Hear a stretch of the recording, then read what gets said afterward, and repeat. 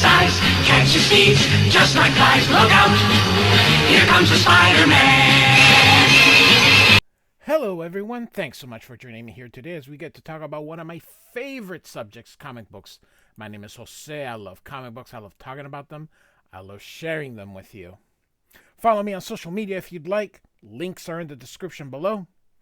I've also posted a link to this story where you can look at the plot synopsis and characters, kind of like a it's like a Marvel wiki page, fan page. So check that out. It'll, like I said, give you characters and everything and the plot. So we're gonna be looking at Amazing Spider-Man number 50 from 1967.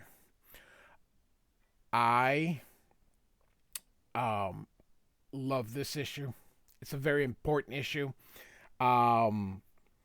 It's been told many times, or at least it comes back every few years in Spider-Man with the quitting. This is the first time he quits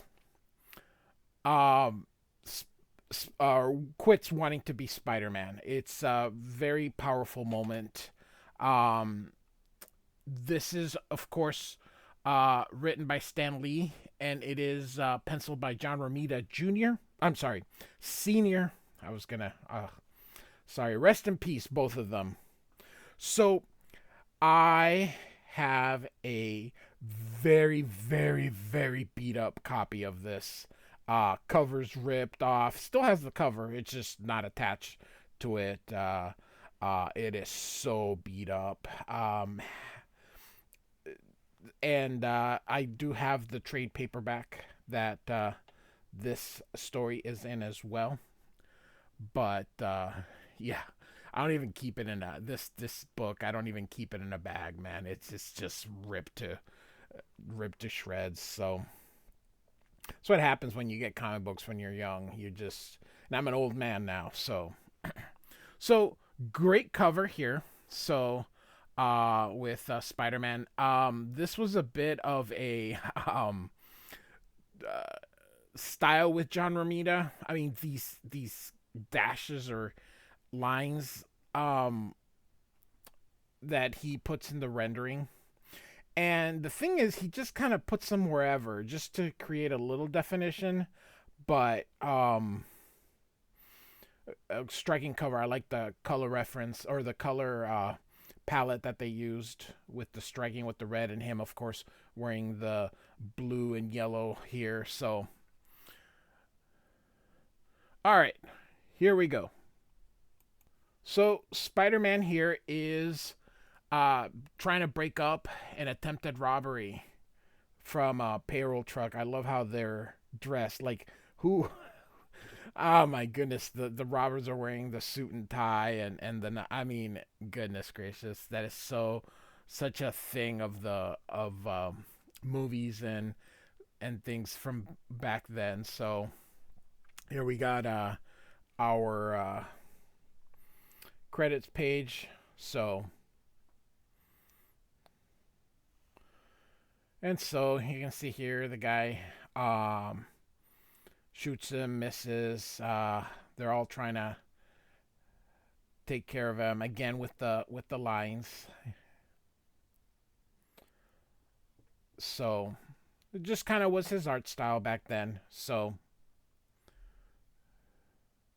I'm a huge fan of his son. John Romita Jr. is in my top 10 of best pencilers out there. I really do enjoy his son's work. So you can see Spider-Man gets rid of the robbers, and she thanks him for saving the payroll. And this guy's like, stay away, the Daily Bugle says he's a menace. And he tells them, hey, I don't bite. And they're like, don't come any closer. And Spider-Man goes away and thinks about how J. Jonah Jameson's attacks on him have been working on the people. So Spider-Man says, I shouldn't care what people think, but that's just the trouble. He does care.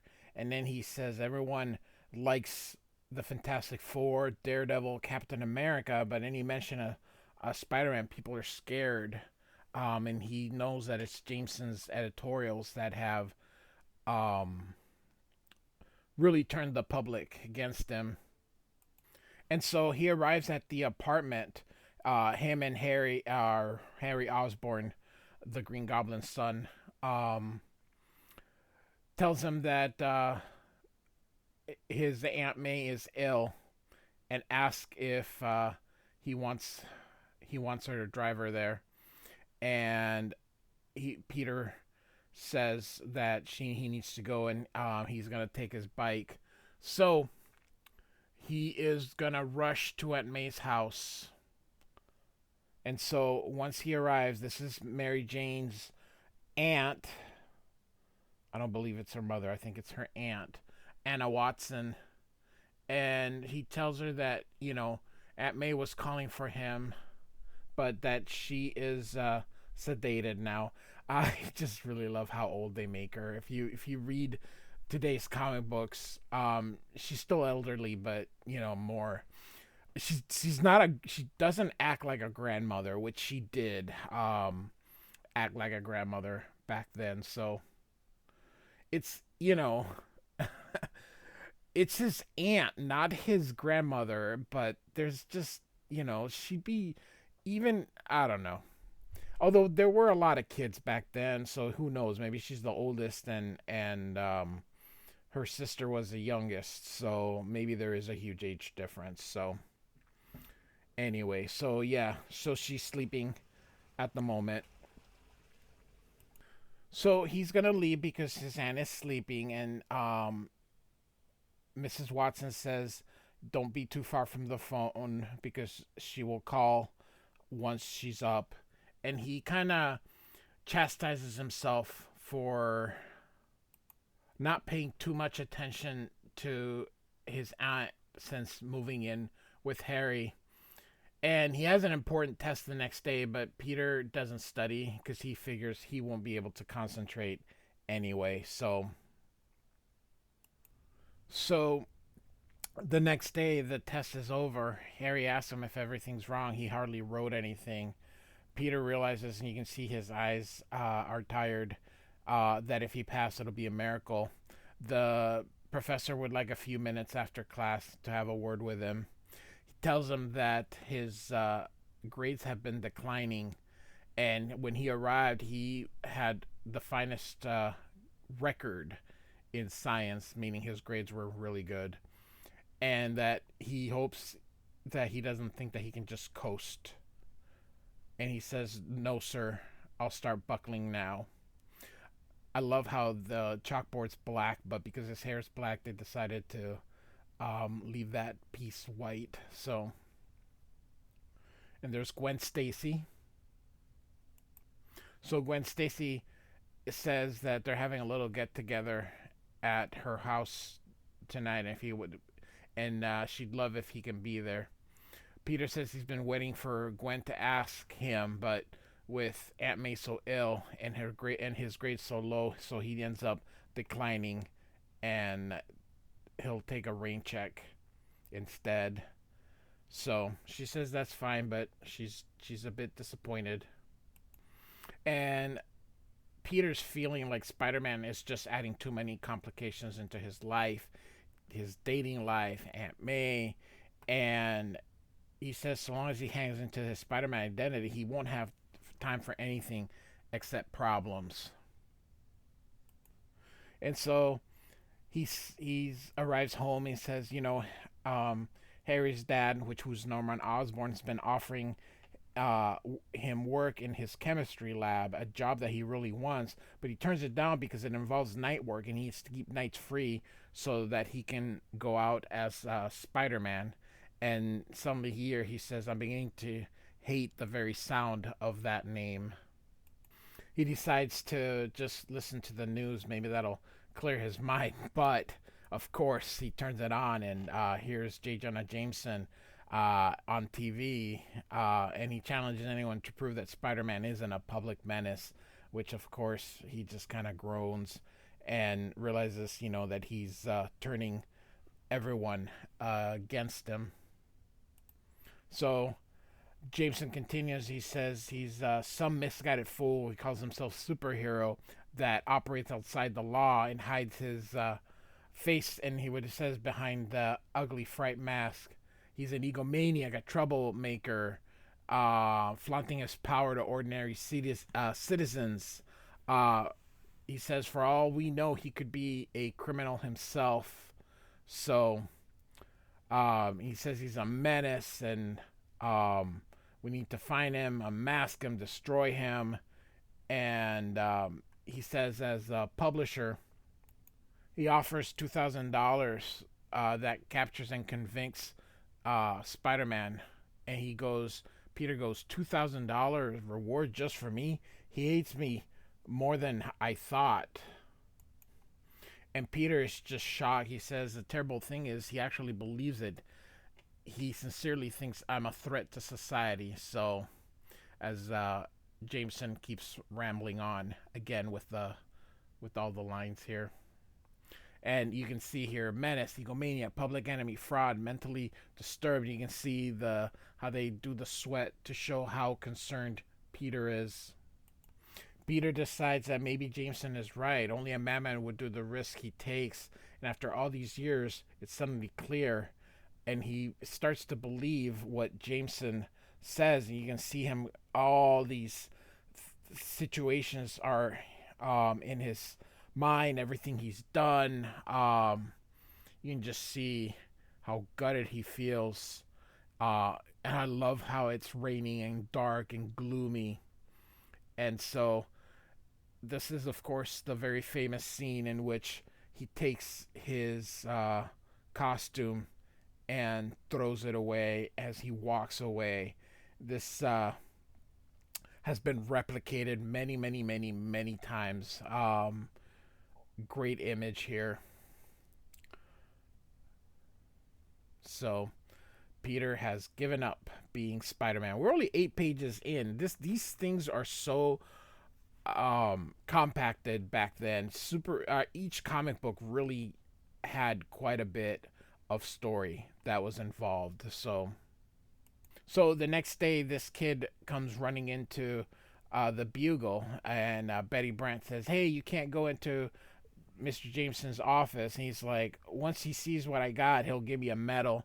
He walks in and he's like, "What do you let punk kids into my office?" And he says, "Look what I found in the trash." He says, "This isn't a garbage collection agent." And then he's like, "Hey, wait a minute. Is that its costume?" So he looks at the mask here. You can see his smile. So he says, it looks real. He says that means Spider-Man did quit. He starts calling to take pictures of it. And then he says, "Hey, kid, you earned a reward. Grab a free copy of the Bugle on the way out." And the kid's like, "That's the reward?" And so he sends that through. And, of course, you can see him smiling as all the people are reading the Bugle. Some people think it's not real, and that he's doing this to sell paper. So, but you can just see Jonah so happy. So later that night, he's in Johnny Carson's show, and would be Ed McMahon, and it's kind of funny because for those of you who don't know, Ed McMahon used to be the host of The Tonight Show, and then he was replaced by Jay Leno, who was replaced by Conan O'Brien for like a week, and then replaced by, oh my gosh, I forgot who the current guy that's doing The Tonight Show is. But anyway, I wanted to say Jimmy Kimmel, but I think it's Jimmy Fallon. Jimmy Fallon is the current host. So he used to do The Tonight Show. So that's where Jonah is just milking this for everything that it's worth. So every channel is talking about it. So this is all kind of going everywhere. So now we see a figure here from behind. So although you're used to him in Daredevil, I won't uh, kind of ruin it for the moment. This is going to be his first appearance, so we're not really seeing who this is. And so he says here, this is the moment we've been waiting for. With Spider-Man gone, my plans can now reach fruition. Tell the boys to start spreading the word. I want every mob in the city to know the Kingpin is ready to take over. So we got the first appearance of the Kingpin, although he's not revealed at this moment. So um, Kingpin is such a generic term, but that's his name. I don't know if anybody would call himself the Kingpin, but he does. So with Spider-Man gone, suddenly people are the criminal element starts to go up. And here's a funny thing: is this is Marvel's New York. Daredevil is still around. The Fantastic Four is still around. Now, of course, this is the '60s, so not everybody has shown up at this moment, of course. But you've got the X-Men are around, although they're in further in the upside. Thor's base of operations is in New York. Iron Man's in New York. So it's not exactly like the city is safe, but I get it for purposes of the story. Spider-Man, of course, is the reason that these criminals are starting to go try and come on board. So this is a reporter, Frederick Foswell. I almost said foul. So Foswell, and he is realizing that what the Kingpin is planning. So he's kind of just staying in the distance here. And so here you can see that with Spider-Man gone, that they'll be able to take over New York. So, and of course, here's Foswell who unmasks himself. So one thing about Foswell, we have never covered this. I have covered a couple. Check out the Amazing Spider-Man playlist to see the ones that I've covered. And Foswell used to be a criminal known as the Big Man, but he has gone straight. So he realizes, I could probably go back to crime, and I wonder if anyone would suspect now that he's gone straight. So Jameson calls him, and so he has put Spider-Man's costume in a in glass. So Peter is shocked to see his costume in display like that as a trophy. So Foswell's thinking, Peter took so many pictures of Spider-Man. Maybe he knows where he is, and so he's gonna give Jonah the news that he's planning to quit and concentrate on school and college. And he's like, "No, you can't quit. You're the best photographer I've ever had." And then he says, "How come you didn't pay me the top rates?" That Jonah's like, "I didn't want to spoil you." Foswell thinks something's up. Spider-Man quitting at the same time that Peter quitting at the same time as Spider-Man. So he's suspecting something. I love Jonah here. "I've been betrayed, stabbed in the back. After all I've done for you, you're deserting me. I was like a father to you. Give you the benefit of my wisdom, my kindness, warmth, and friendship. And now you prove that it doesn't pay to be a living doll. Nice guys always finish last." And Peter's like, whatever. They do then, skimmer down. So again, crime is running rampant. So, and of course, then we finally see the Kingpin. And so this guy tells the Kingpin that a few of the boys got themselves nabbed by the cops, but it was worth it, and that they found what he wanted to know. Spider-Man really is out of action. He didn't show up anywhere at any time. And Kingpin says it was worth losing a few petty hoods to make certain that Spider-Man is gone. So he says this is the time to proceed with his master plan. Instead of many rival gangs operating throughout the city and countless crooks acting alone without, you know, against the police, the underworld will now be run like a business, and the chairman of the board is going to be him, the kingpin. So as Peter's walking, everyone's reading about crime and that he, Spider-Man being disappeared, and Peter kind of smiles. He likes being free, and offers Gwen Stacy a lift in his bike, and she says sure. She also got a letter from Flash Thompson, who has joined the army. So the two of them are kind of playing a game with each other. They really like each other, but they are not. I don't know. They're not being straightforward. So, he asks how was the party, or he asks how was the party. She says it was a disaster without you, and she says, I kind of wish you meant that. And then he's like, oh, lovable blind goof, can't you see? So she's thinking that. So thanks him for the lift. He says, anytime, princess. And then, of course, he's thinking, man, if I only had a chance with her. And so, uh, she's waiting for him to make a move. He's waiting for her to make a move. Nobody makes a move. And so, Peter arrives at Aunt May's house. And, of course, Mary Jane is in there. So, Peter's happy his aunt is feeling better. And so, Mary Jane was there, but now, of course, she has to go to rehearsal, so she's going out. So she asks if she can give him a ride, but he decides he's going to stay with his aunt because, again, Peter, he does not get it. But later, as night falls, he's feeling good. He's not feeling guilty because now he's, is not Spider-Man. Now he has time to study, and of course he is studying, and the radio's in the background. So,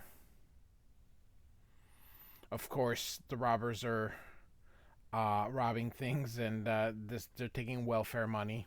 So, and there's a breaking breaking news. So they're saying that there's a robbery, and so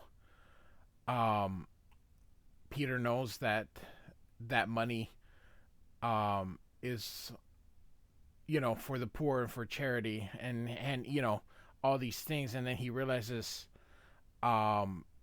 he's the police will take care of it, so he doesn't have to be Spider-Man and do anything. So he decides not to do anything. So the next morning, Harry asks if he heard about that robbery. He says no, he was just looking at the sports pages. And Harry says it looks like they're in the middle of a full-fledged underworld invasion. And then Peter wants to change the subject, asks about his dad, because they haven't mentioned him lately. Harry tells him he's been out of town, so he hasn't been able to see him. And if he's thought about that job offer working in the lab, he says he has. He just has to finish some personal matters, which is make sure Aunt May is healed and that his studies are up to snuff. So later that day, he went out for a soda and a sandwich and a spin after class. And she says she'd love to, but she has a date with Harry that night. So he asks if they're pinned, meaning are they exclusively. And so anyway, they kind of have like little back and forth banter, but he leaves and goes toward Aunt May's, and she's leaving with Mrs. Watson, which of course he feels so much better that Aunt May is out and about. Of course, that's going to lead to stuff because, of course, we've got a story where Peter quit being Spider-Man, so of course we got to get him back to being Spider-Man here. I do love the inking of the hair. So, it's very funny because he does have brown hair, but the way it's inked, it's mostly black with just a little bit of the brown in there. So somebody's yelling on top of that building, and Peter realizes there's no one around except him, so he takes his shoes off so that he can climb up, and he shows up and gets rid of the two people. So the man thanks him, and Peter's trying to stay to the shadows and not let him um, hear his voice, but he says that it reminds him of his Uncle Ben, of course. So now, how we had it that he had all those thoughts and needed to uh, turn or quit being Spider-Man. Now we're having the opposite, as he's like remembering Uncle Ben and him and Aunt May. So, and how we get a quick cursor of his origin, how he got the powers, and then he was doing the thing. He let that robber go through because it wasn't his problem, but the robber ended up killing Uncle Ben, and so that's when he really became the real Spider-Man for real, and goes and gets the robber, and turns out that the robber was the man that he let or let pass, and realizes Uncle Ben would have been alive today if it wasn't for him. Peter, of course, realizes he has to return to being Spider-Man, and that innocent beings will not come to harm anymore. So Foswell now is with the Pink Kingpin, and he says, "You ever hear of the big man, mister? You're looking at him. I ran the rackets in this town before Spider-Man put me in ice. Now that the web slinger's gone, I aim to run things again." And Kingpin, of course, says, "I remember you, Foswell. I thought you had gone straight." And he says, "So did I, but I can't stand by and watch someone else pick up where I left off. If anyone's going to run or organize the mobs, it's going to be him." So he's got the guts and the experience and the savvy. He tells the Kingpin that he's not greedy, that he's willing to share, and he can use him as one of his lieutenants. And what does he say? Of course, the Kingpin's mad. "How dare you address me that way? Offer me your position of lieutenant. I could buy and sell you 100 times a day." And he's like, "Hey, take it easy. I didn't come in unprepared." So Kingpin says, "Of course, we instantly spotted the gun you had hidden in your hat, and a gun which he can easily obliterate with a single blast, along with the hat itself. And he had a disintegrator beam built into the cane." And he realizes if he hadn't leapt, it would have taken his head. So he tells his people to take care of him, put him on ice. He may prove useful to them later. And Foswell tells him he's making a mistake, and Kingpin says he doesn't make mistakes. And then, of course, another section, you see Peter walking up. So he sees the costume, and then here comes Jonah and says, "What, you?" And Peter's like, "Hey, Chuckles." So he says, "Sorry to disappoint you. I was out recruiting." And he says, "You left me. I'm sending up volunteers. I'm going to fill this whole city with Spider-Man." So, and now he's going to have to print retractions on his paper. And Jonah's like, "Oh, no." So, and then, of course, he has returned, and he's Spider-Man. So that concludes our issue. Like and subscribe, and thanks for listening.